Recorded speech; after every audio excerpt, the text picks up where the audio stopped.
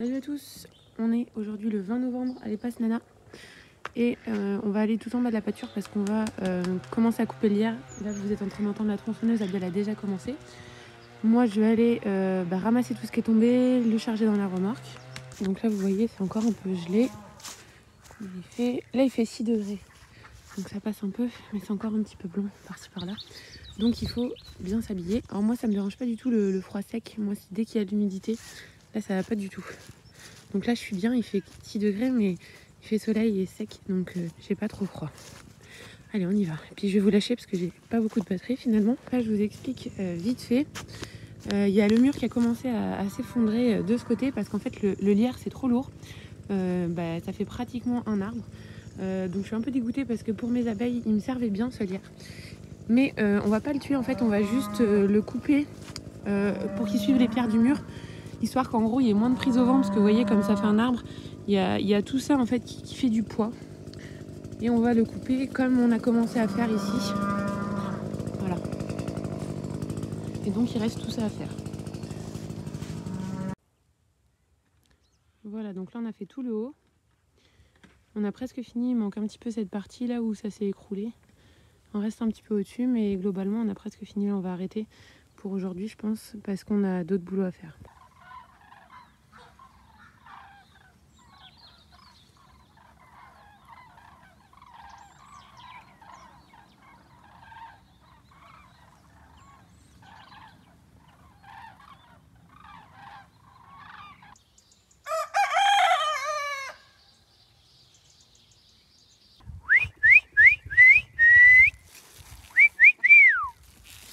Allez, on leur donne tout ça.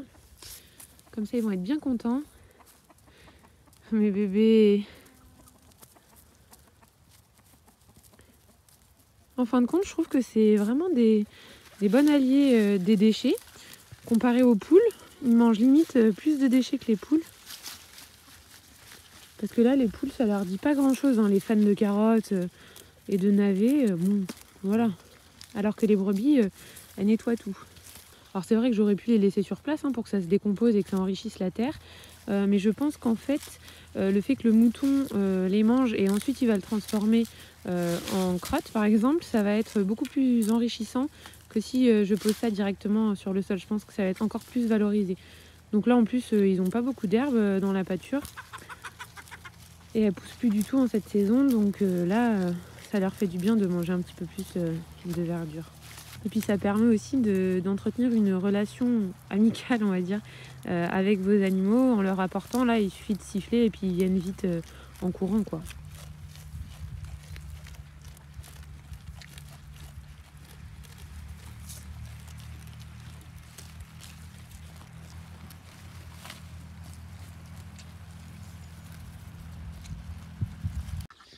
Donc pour les brocolis, je vous avais montré les gros brocolis que j'avais ramassés il y a à peu près un mois et demi. Et là, vous voyez, ça continue d'en faire des petits rejets. Et ils sont tout à fait convenables. Je veux dire, là, avec 4 petits rejets, ça me reconstitue à peu près un chou brocoli entier. Donc je les laisse sur pied jusqu'à ce qu'ils fassent vraiment des petits choux trop petits. Parce qu'à force de faire des rejets, à la fin, ça s'épuise quand même. Et ça donne des trucs vraiment tout petits. Là, il y en a là aussi. Ça, c'est des choux pommes qui commencent à se faire un petit peu dégommer quand même. Mais là, quand il va y avoir le coup de gel, je pense que ça va calmer les chenilles. D'habitude, quand même, j'arrive à m'en sortir. Mais là, c'est vrai que j'ai pas trop regardé. Ouais, voilà. Là, vous voyez, c'est la pierride qui est là. Donc, en général, j'ai pas trop de dégâts. Et là, j'ai fait beaucoup de choux cette année. Donc, j'en ai un petit peu plus que d'habitude. Et là, c'est vrai que j'ai pas trop donné de feuilles au canard. Sinon, je donne toujours les feuilles du bas au canard. Et du coup, ça fait que j'arrive à pas trop avoir de problème de pyride. Mais bon, là, c'est pas non plus la fin du monde. C'est surtout les feuilles extérieures qui sont abîmées. Mais là, je veux dire, mes petits choux sont assez jolis.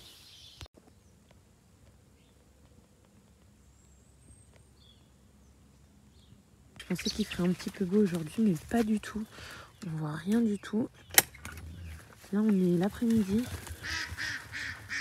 Pas trop quelle heure il est.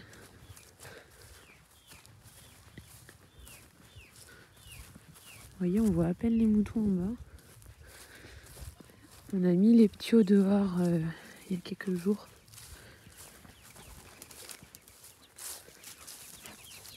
Et je pense qu'ils ont un peu froid quand même. Donc, qu'est-ce qu'on va faire là? Je vais aller ramasser quelques carottes et une salade parce que je vais faire une quiche ce soir pour utiliser mon fromage. J'ai laissé un petit peu trop longtemps mon fromage s'affiner. Donc je vais faire une quiche avec des tomates en conserve, le fromage et on va manger ça avec une salade. Et je vais faire aussi des carottes râpées pour le début de semaine. Et je pense que c'est tout. J'ai peur qu'il fasse vraiment trop froid. Là, il fait combien? Il fait 3 degrés. Oui, je vais vite fait vous montrer le potager. Il reste plus grand chose. Là, ça c'est tout des choux. Là aussi. Là, il reste les piments qui n'ont pas encore gelé. Là, j'ai fait des semis. Je sais plus ce que j'ai mis là-bas. J'ai dû mettre des fèves et des oignons, je crois, à côté. Je sais plus. Là, il y a des restes de navets. Ça va bientôt dégager.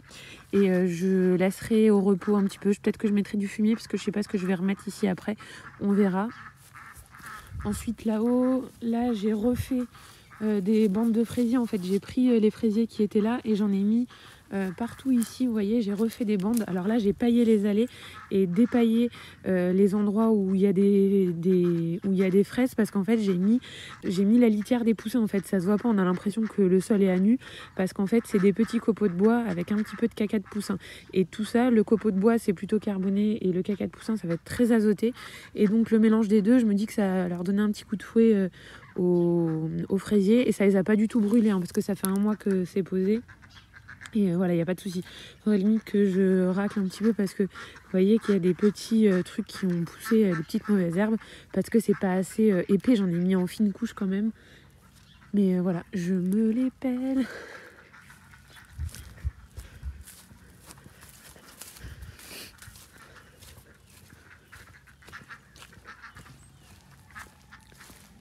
Donc là, il reste pas mal de blés. Tout ça, elles ont poussé toutes seules. Ça, c'est pas moi qui les ai mises. Et ici, dans cette partie-là, tout ça, c'est des épinards. Puis ça, c'est des poireaux qui sont un peu en retard parce que je les ai mis assez tard. Il y a beaucoup de mourons des oiseaux. C'est pour ça que vous voyez que c'est très, c'est très touffu, tout ça. Mais tout ça, là, alors vous pouvez le manger. Mais voilà, sinon, là-dedans, il y a quelques radis. Je vais peut-être en ramasser un petit peu d'ailleurs. Quelques radis et ensuite tout ça c'est que de la salade au milieu là, de la salade asiatique. Et donc ici là c'est que des mélanges, donc il y a un petit peu de blettes, un petit peu de salade asiatique, michouna je crois, un truc comme ça, des moutardes en fait, des moutardes asiatiques. Et là les choses que vous voyez là c'est pas de la salade, c'est de la chicorée. Qu'il faudra faire blanchir après en mettant une cloche dessus. Là-bas, il y a aussi pas mal de moutarde. Et puis tout ce que vous voyez là, ça c'est des petites mauvaises herbes parce que ce côté-là, je ne l'ai pas paillé. J'ai pas eu le temps, puis j'étais occupée à faire autre chose. Donc, vous voyez, c'est pénible en fait quand on met pas la paille. Alors que là où j'ai mis la paille, là, c'est à peu près propre dans l'allée. Voilà, si j'avais paillé comme il faut, voilà, dès qu'on paille pas, on se retrouve avec ça. Mais c'est pas grave parce que ça va vraiment prendre le dessus après. Je vais ramasser tant que je suis là des petits radis. En fait, il fait trop froid pour filmer parce que mes doigts sont tellement gelés que ça appuie pas sur le bouton pour filmer. Je galère. Donc là, on est dans les palox. Il reste des petites salades, elles sont pas encore mûres. Ça, c'est les radis. On les mangera ce soir. Je me demande même s'ils n'ont pas gelé, on verra bien. On va ramasser les carottes maintenant.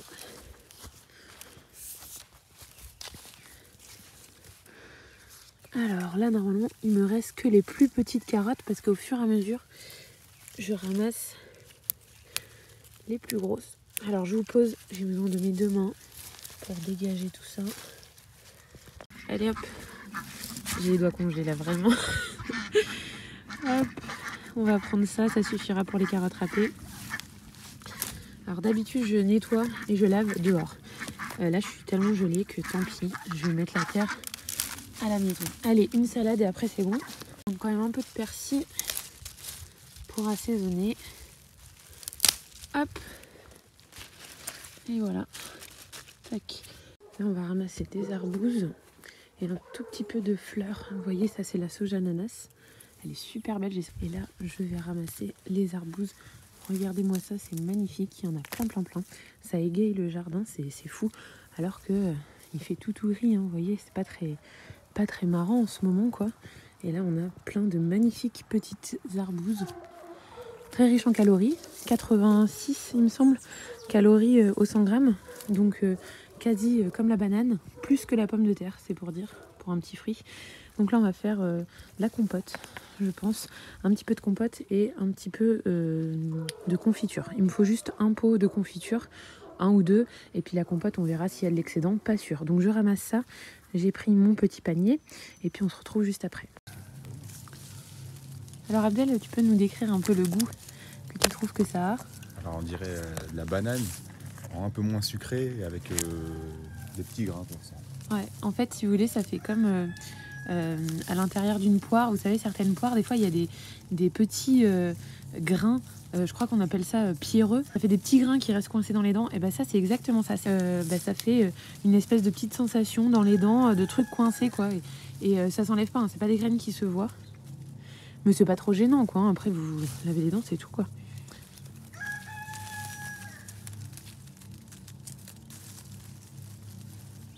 Là, il y en a quand même beaucoup sur un petit arbre. L'arbre, je crois, il a 5 ans.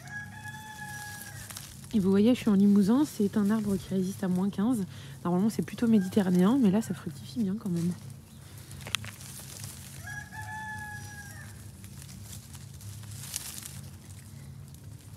Alors, on va peut-être laisser les plus petites. Tu prends que les plus grosses. Les petites, on va les laisser pour les oiseaux.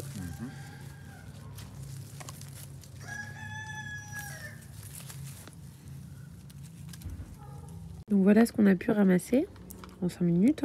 Alors il va y en avoir d'autres mais elles sont pas totalement mûres. Donc on va d'abord ramasser celle-ci, surtout qu'ils annoncent du gel assez costaud ce soir. Donc il va y avoir déjà ça qui est sauvé. Et vous voyez que c'est en cette saison que ça fleurit. Il y a plein de fleurs. C'est la seule ressource en ce moment un petit peu de fleurs avec la sauge ananas, d'autres sauges qui fleurissent. Mais il n'y en a pas beaucoup des trucs qui fleurissent en ce moment. Donc là, il y a beaucoup de bourdons, de trucs. Si vous me suivez sur Instagram, dans ma story, il y avait des bourdons et des abeilles dessus. Et je voulais vous montrer, parce que je voulais filmer l'autre jour quand il faisait beau, je ne voulais pas publier, mais là c'est la première fructification de l'arbre de Sichon. J'ai jamais goûté, donc je vais la récolter. Oups là. Donc je vais la récolter et goûter. Donc le truc noir c'est une graine, je vais essayer de le ressemer, voir si ça repousse.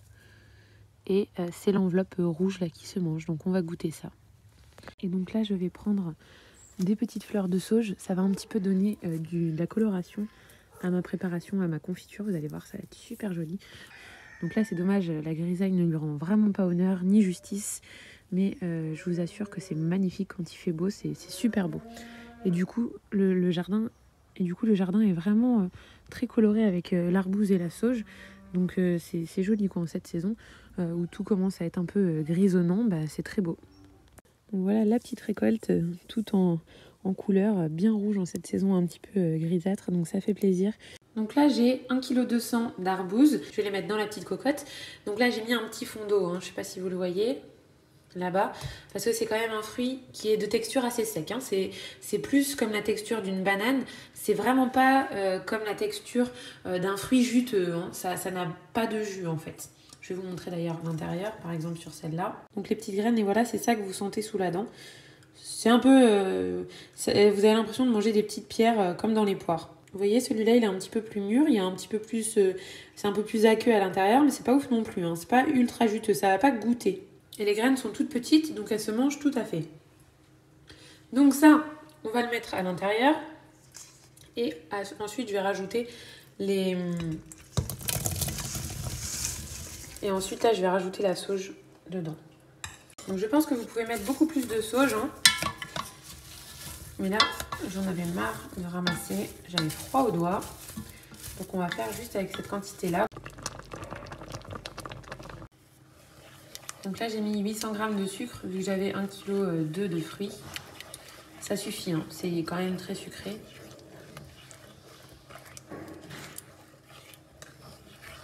Alors c'est marrant parce que vous, en vidéo, j'ai l'impression que vous avez une couleur marronnée. Alors que moi, c'est vachement plus jaune en vrai. Plus jaune orangé.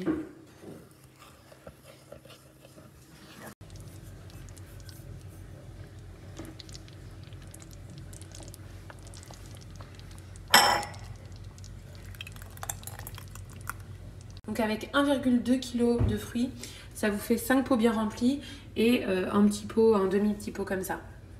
Là, j'ai fait une pâte brisée salée. Par-dessus, j'ai mis des petites échalotes. Là, maintenant, je vais venir égoutter cette conserve de tomates qu'on a fait cet été. Je vais disposer toutes les tomates cerises dessus. Et je vais aussi utiliser du fromage. Ça, c'est le fromage frais en fait qu'on fait à partir du yaourt. Je prends un vieux yaourt que je mélange avec le reste. Vous n'avez pas besoin de rajouter des ferments. Les ferments qui ont été utilisés pour le premier yaourt suffit.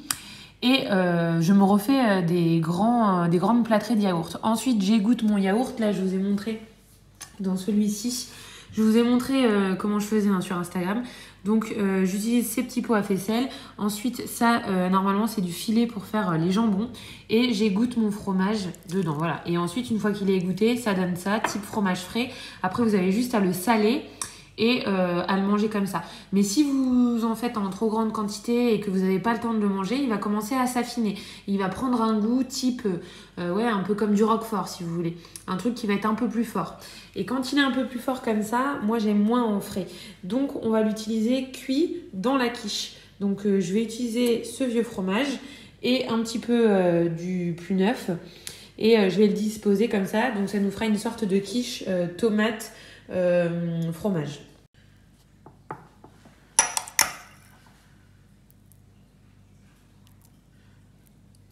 Donc là, je vais venir rajouter l'appareil qui est constitué en fait de 2 cuillères à soupe de farine, du lait et j'ai mis 4 œufs. Et là, j'ai vraiment pas mis beaucoup de sel parce que tout l'intérieur est salé déjà en fait.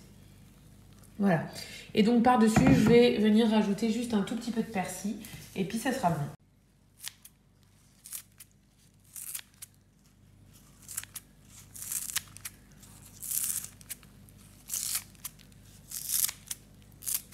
Et puis ensuite, le reste de fromage, je l'enlève de son égouttoir et je le mets dans ma petite boîte plastique que je vais venir refermer. Et voilà, c'est prêt pour la semaine. Et voilà, une fois sorti du four, donc on va manger ça avec une petite salade. On va aussi manger les radis.